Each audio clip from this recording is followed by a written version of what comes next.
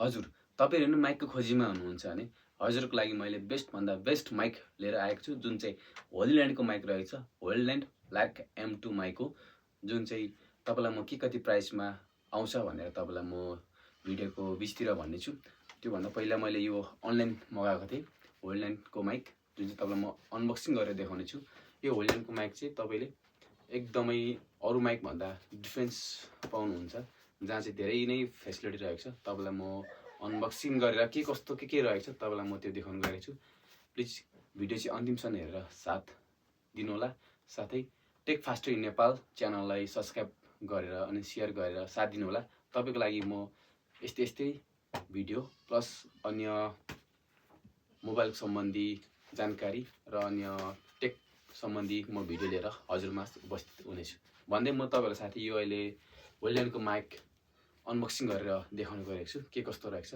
भनेर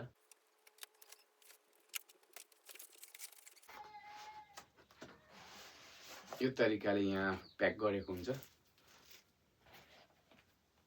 यो प्लास्टिक रहेको छ र यो प्लास्टिक भित्र तपाईले देखिसक्नु होला यो माइक जहाँ चाहिँ होलील्यान्ड लार्क M2 लेखेको छ तपाईहरुले देखिसक्नु होला यस्तो खालको एउटा बक्समा आउँछ हेर्दा पनि दामी देखिन्छ हो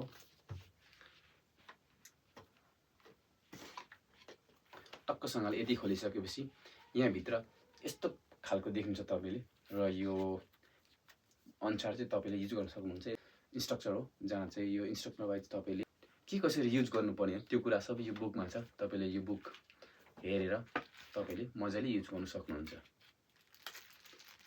र तपाईलाई म यो होलील्यान्ड माइक यहाँनिर टाँसेर पनि युज गरेर देखाउने छु के कस्तो सुनिन्छ भनेर टक्कै दामी छ यस्तो हुँदो रहेछ टक्कै यो चाहिँ माइक हो माइक मतलब जुन चाहिँ यहाँ भित्र माइक हुन्छ जुन चाहिँ माइकको राख्ने बक्सहरु हो एक खालको हुन्छ यो हुन्छ जुन चाहिँ यो चाहिँ तपाईले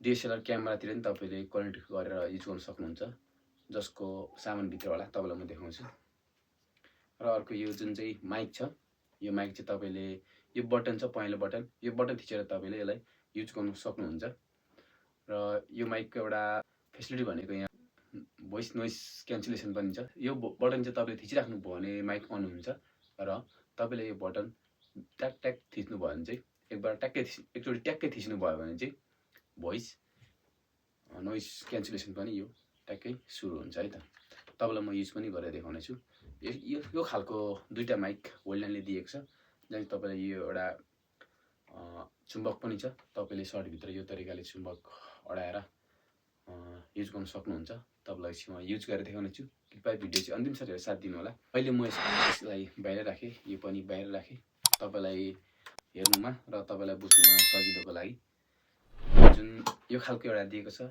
यो होलील्यान्डले जुन चाहिँ यो आइफोन 14 देखि मुनिको सिरिजमा तपाईले युज गर्न सक्नुहुन्छ भने आइफोन 15 देखि माथि र जुनै पनि एन्ड्रोइड फोनमा तपाईले यो लगाएर मजाले यो होलील्यान्डको माइक युज गर्न सक्नुहुन्छ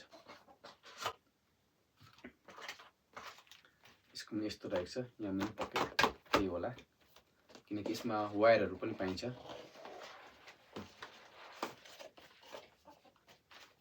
वाउ दामी एउटा यो यस्तो सानो झोला पनि दिएको रहेछ जहाँ चाहिँ तपाईले यो सबै सामान हालेर यहाँ क्यारी गरेर मजाले थैली जस्तो रहेछ बोकेर युज पनि गर्न सक्नुहुन्छ यो चाहिँ जुन चाहिँ छ यो चाहिँ तपाईको यो होलील्यान्ड माइकको यो बटा चार्ज गर्ने हो चार्ज गर्नको लागि यो केबल दिएको छ अरु के रहेछ अरु तपाईलाई जुन अघि मैले यो भन्दै थिए जुन चाहिँ DSLR क्यामेरामा पनि युज गर्न सक्नुहुन्छ भनेर जहाँ चाहिँ टक्कसँगले यहाँ सट्ट लाग्यो DSLR क्यामेरामा जुनै पनि क्यामेरामा सट्ट लगायो र तपाईले यो बटन चाहिँ यहाँनिर यो बटन अन गरेर माइक युज गर्न सक्नुहुन्छ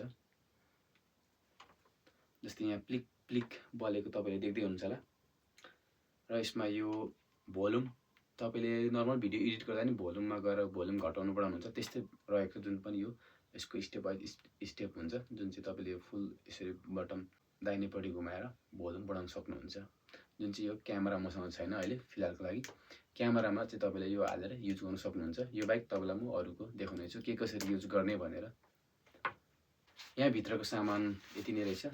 बाँकी यो होल्डरले यो दुईवटा माइकको लागि पनि एउटा यो फेसिलिटी दिएको छ, जहाँ चाहिँ तपाईँले यो घाँटीमा झुन्ड्याएर यो होल्डरको माइक छैन, यो यसरी टाँसेर तपाईँले युज गर्न सक्नुहुन्छ घाँटीमा झुन्ड्याएर। यो पनि दामी फिचर्स लाग्यो मलाई होल्डरको।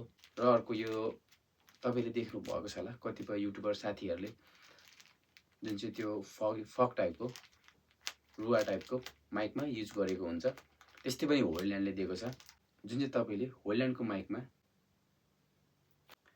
यो तरिकाले लगाएर तपाईँले यो होल्डरको माइक चाहिँ युज पनि गर्न सक्नुहुन्छ। अरू माइक जस्तो हेर्दाखेरि लुक्स वाइज दामी पनि देखिन्छ, हेर्दाखेरि प्रोफेसनल टाइपको पनि देखिन्छ।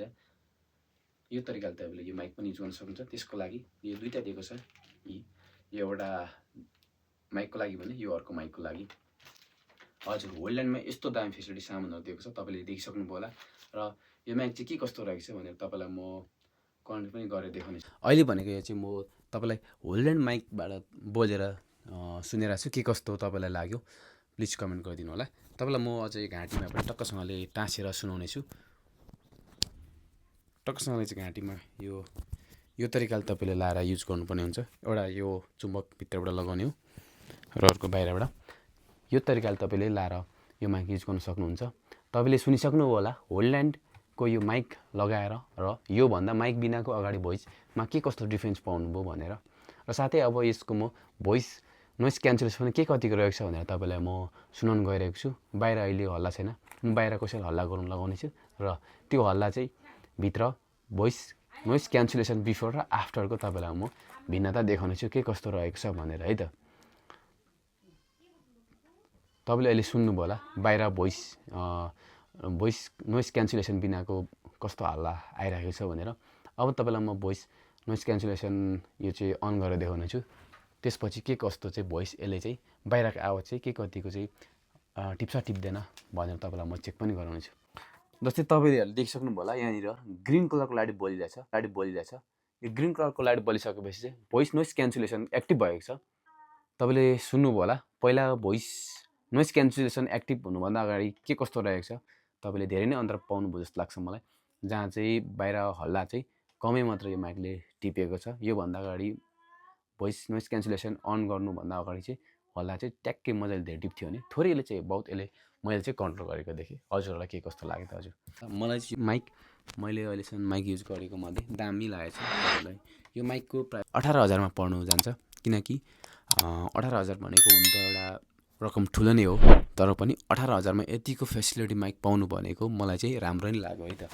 यो माइकमा किनकि एक त DSLR क्यामेराको पनि फेसिलिटी दिएको छ भने जस्तै भोइस नोइस क्यान्सलेसन दिएको छ र 300 मिटर तपाईँले टाढोबाट पनि तपाईँले यो माइक युज गर्न सक्नुहुन्छ, है त। साथै भोइस नोइस क्यान्सलेसनको पनि दिएको छ र गेमिङ लाइभ स्ट्रिमदेखि लिएर धेरै नै फेसिलिटी दिएको छ। र यसको ब्याट्री ब्याकअप पनि धेरै राम्रो छ। 48 आवर्स तक तपाईँले यो चाहिँ युज गर्न सक्नुहुन्छ। एकचोटि फुल चार्ज गरिसकेपछि चिन्ता लिनु पर्दैन, है त। साथै यो घाँटीमा लगाएर यो तरिकाले पनि तपाईँले यो युज गर्न सक्नुहुन्छ, है त। साथै यो एउटा केबल पनि दामी दिएको छ र तपाईँले फक टाइपको एउटा यो प्रोफेसनल क्यामेराले युज गर्ने खालको पनि एउटा दामी दिएको छ, है त। यो होल्डर माइकले के कस्तो मैले तपाईँलाई यति जानकारी दिँदै गर्दा के कस्तो लाग्यो यो होल्डरको माइकबारे प्लिज कमेन्ट सेक्सनमा कमेन्ट गरिदिनु होला। भिडियो राम्रो लाग्यो भने लाइक सब्सक्राइब अनि सेयर पनि गरिदिनु होला। तपाईँको लागि म यस्तै भिडियो लिएर आउनेछु। हस् त, जय नेपाल।